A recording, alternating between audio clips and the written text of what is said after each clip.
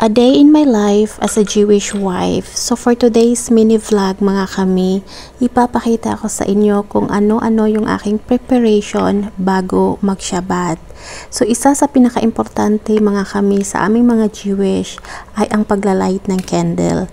Dahil ito ay simbolo na i-welcome na namin yung Shabbat. So ngayon, kailangan ko siyang linisan at palitan isa't isa ang mga candles na ito.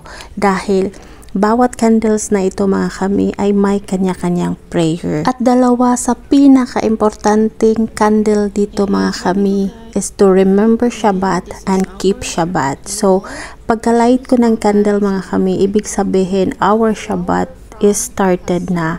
Kaya napaka-importante sa aming mga Hudyo dahil isa ito sa pinaka-importanting commandments para sa amin. So, sa mga babaeng Hudyo or Jewish mga kami ay tatlo yung aming pinaka-importanting commandments. Ito yung paglalight ng candle, pagme-make ng challah or yung bread namin for Shabbat, and also itong mikveh or yung tinatawag naming ritual bath. So yung tatlong na yan mga kami is napaka-importante kapag ikaw ay isang Jewish na babae. So ngayon naman mga kami, ipapakita ko sa inyo yung aking table. Itong table ko na ito mga kami ay hindi ito yung parang pang-araw-araw namin na ginagamit. Kaya lahat ng mga ginagamit ko dito mga kami, especially yung aking mga plates, ginagamit ko lang yan kapag Shabbat. Hindi yan ginagamit ng weekdays kasi magkaiba yung pang-araw-araw namin na gamit. Like for example yung plates, at iba din yung aking pang-Shabbat, at iba din yung aking pang-holiday. So lahat yan mga kami ay may kanya-kanya.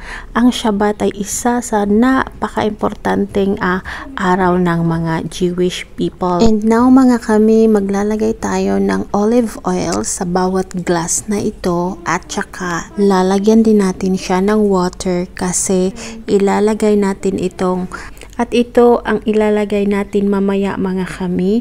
Nakakalimutan ko kung ano yung name nito. Basta yun yung ilalight natin mamaya kapag ito ay okay na. Ayan, nilagyan ko siya ng water mga kami. Tapos later, ipapatong natin siya doon sa ibabaw at ilalight natin mamaya yung ating candles. And so that's for today's mini vlog mga kami. I hope you have a good weekend and Shabbat Shalom to everyone. Have a good day, have a good night, and maya-maya ng konti mga kami ay mag-start na yung aming Shabbat. Kaya hanggang dito na lang. Salamat po ng marami sa inyong lahat. And the meaning of Shabbat is rest, and also you need to ask thank you Lord for all the blessings na binigay niyo po sa amin for the whole week.